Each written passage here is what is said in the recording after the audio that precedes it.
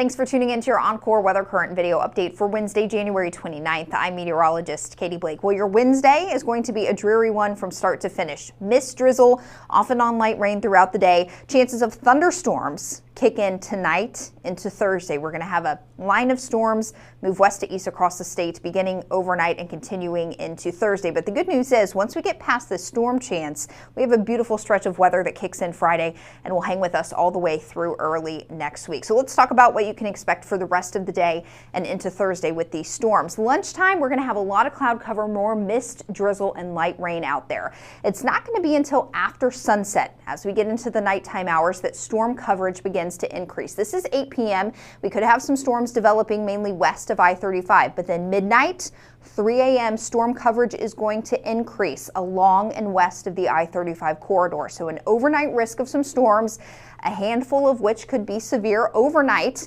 into the Thursday morning rush hour. I expect a very messy Thursday morning commute across pretty much all of North Texas, but then also down south along parts of the I-35 corridor.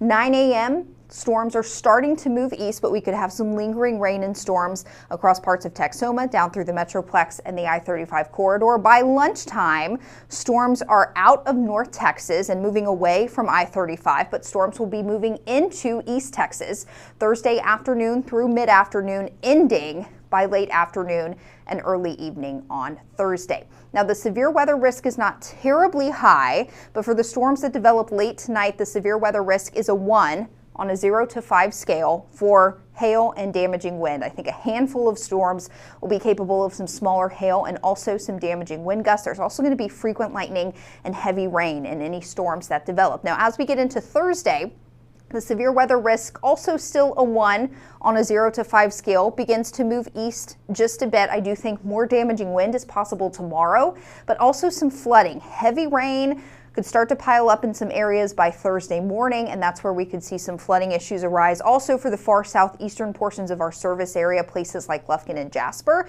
you have a slightly elevated severe weather risk tomorrow, a 2 on a 0 to 5 scale, likely some storms with some stronger winds across that part of the state for you tomorrow. Now, a lot of us will be seeing some storms develop overnight, so just a few safety reminders. Before you go to bed, make sure you secure any loose outdoor objects that could get moved around by any wind and thunderstorms overnight. Review your severe weather safety plan with your household. That includes making sure everyone knows where the safe spot in the household is, and also check that storm safety kit. And very important, make sure you have severe weather alerts enabled on your mobile device. So if a severe storm moves into your area overnight while you're sleeping, you'll get that alert. It will wake you up and you can take the proper action. Now, some good news. After this storm chance, beautiful weather this weekend across the state. We're going to see afternoon high temperatures, upper 60s, and even some 70s on the board before the weekend is up. So generally a warming trend kicking in this weekend. It's really going to feel very spring-like by the end of the weekend, with